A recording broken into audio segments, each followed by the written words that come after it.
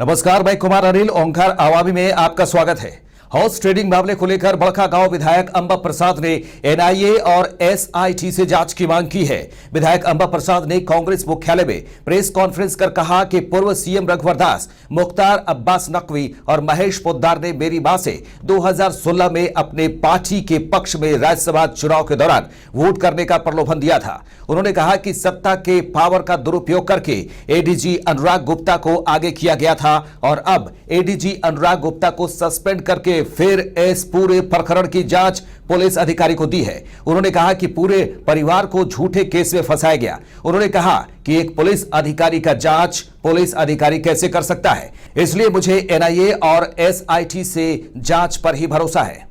Commission of India साफ अपने जो ऑर्डर निकाले थे उसमें लिखा था कि जो इस पे कार्रवाई हो अजय कुमार, अनुराग गुप्ता और एंड अदर्स लिखा था।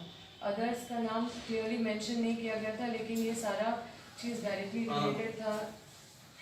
जो रघुवर दास है और महेश पोद्दार है, नकवी है, ये लोग से मामला सीधा डायरेक्टली जुड़ा हुआ है, क्योंकि बेनिफिट अनुराग गुप्ता को नहीं होना था।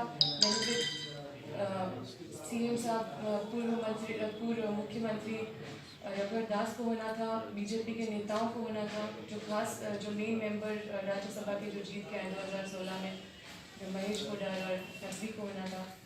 तो ये लोग जो है वो मेन भूमिका है और इसके पीछे इन्होंने पावर का मिसयूज़ करके बहुत अधिकारियों का गलत इस्तेमाल किया, हमारे खिलाफ बहुत इन लोगों को यूज किया।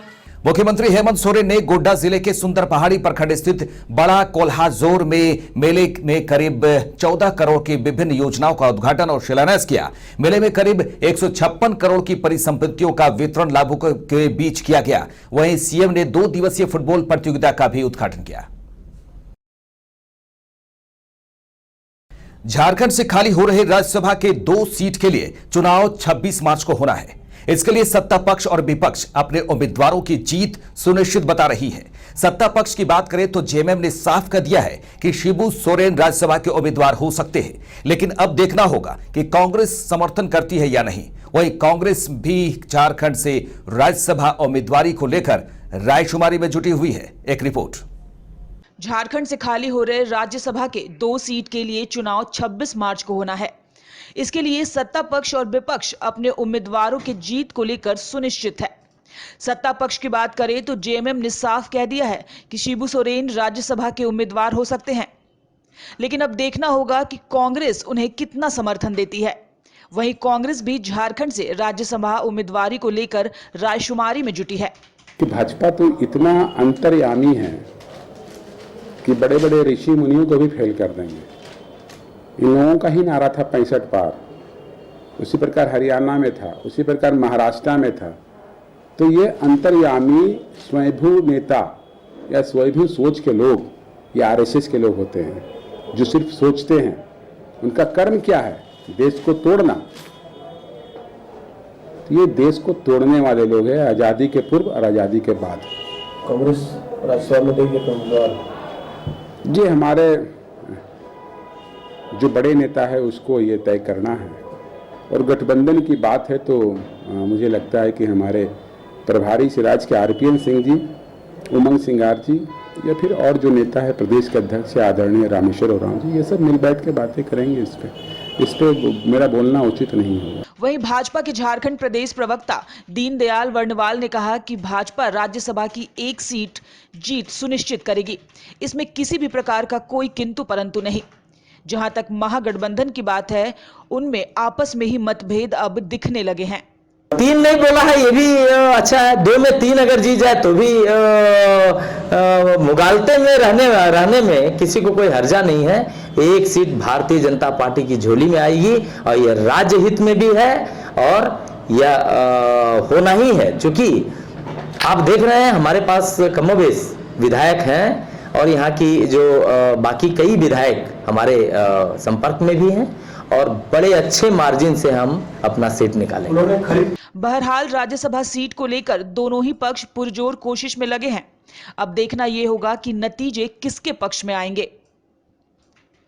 ओंकार आवामी के लिए रांची से मनीष झा की रिपोर्ट। हर झारखंडी के ऊपर कम से कम 24,000 रुपए का कर्ज है। यह प्रदेश के सभी 3.5 करोड़ नागरिकों के ऊपर लागू होता है। इसका मुख्य कारण झारखंड सरकार पर 84 करोड़ का कर्ज है। यह प्रदेश के बजट पर सबसे बड़ा बोझ साबित होने वाला है। एक रिपोर्ट। हर झारखंडी के ऊपर कम से कम 24,000 रुपए का खर्च है। यह प्रदेश के सभी 3.5 करोड़ नागरिकों के ऊपर लागू होता है। इसका प्रमुख कारण झारखंड पर 84 करोड़ का कर्ज है। यह प्रदेश के बजट पर सबसे बड़ा बोझ साबित होने वाला है। वहीं झारखंड सरकार की ओर से लिए गए कर्ज का सूद हर साल लगभग 7,000 करोड़ रुपए चुकाना है। हर दिन के हिसाब से यह राशि 20 करोड़ रुपए है। यह कर्ज विश्व बैंक, एशियाई विकास बैंक, भारतीय रिजर्व बैंक, नाबार्ड, हुडको और भारत सरकार की दूसरी एजेंसियों के हैं, जिसका हमें नुकसान उठाना पड़ रहा है। दूसरी ओर कर्ज के भरोसे अर्थव्यवस्था चलाने से सरकारी तंत्र में फिजूल खर्ची और भ्रष्टाचार को बढ़ावा मिलता है। वहीं दूसरी ओर अगर हम बात करें कि आखिर यह कर्ज क्यों बढ़ रहा है, सरकार के राजस्व उगाही के स्रोत बहुत कम है। इसकी तुलना में हर साल बजट का आकार बढ़ रहा है। घाटे को पाटने के लिए लोन लेना पड़ता है। कृषि उत्पादन कम होने के कारण कृषि अर्थव्यवस्था का विकास नहीं हो पा रहा। बिजली निर्माण कंपनियां घाटे में चलने के कारण उन्हें कर्ज लेना पड़ता है। आपको बता दें कि एक सीमा तक ही कर्ज लेकर विकास करना सही है।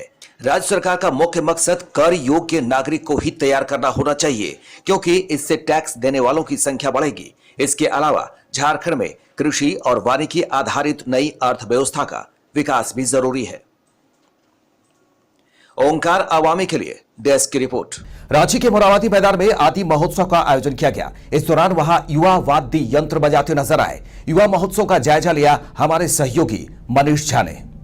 राजधानी रांची के ऐतिहासिक मोराबादी मैदान में आदि महोत्सव का आयोजन किया गया। नेशनल ट्राइब्स इंडिया, इसमें झारखंड की हर संस्कृति को दिखाया गया और उनकी स्टॉल लगाई गई है। अब कह सकते हैं कि झारखंड की संस्कृति में जितनी आप कह सकते हो गायन हो, गीत हो, संगीत हो, हर तरह की स्टॉल लगाया गया। लेकिन हम यहाँ जो अभी जिस स्टॉल में वो बहुत बेहद ही खास है। आज इस स्टॉल में आप देख सकते हैं बांसुरी है, बांसुरी वादन है। वो यहाँ के जो स्टॉल लगाए वो खुद बजाने जानते हैं और उनके आप सुनेंगे, हम उनको आपको अपने दर्शकों को जो है उनको सुनाएंगे किस तरह बांसुरी बजाते हैं। जो है चाकुलिया प्रखंड से ये युवा है जो बनाने का काम करते हैं। अब उनसे जानते हैं कि यह जो वाद्य यंत्र है उनका कब, अब सबसे लिए तो ये जो वाद्य यंत्र है बनाने का ख्याल कब से आया, कब से बजाने का मन में शौक है आपको? ये जो दिखाई दे रहा है ये वाद्य यंत्र, ये संथाल समाज का बहुत ही महत्वपूर्ण और बहुत ही पुराना वाद्य यंत्र है। हम आप कहें जानना चाहिए कि आप हमारे दर्शकों को बजा के दिखाएं इसको किस तरह बजाते हैं। बजाने के साथ साथ गाना भी बोलना पड़ता है।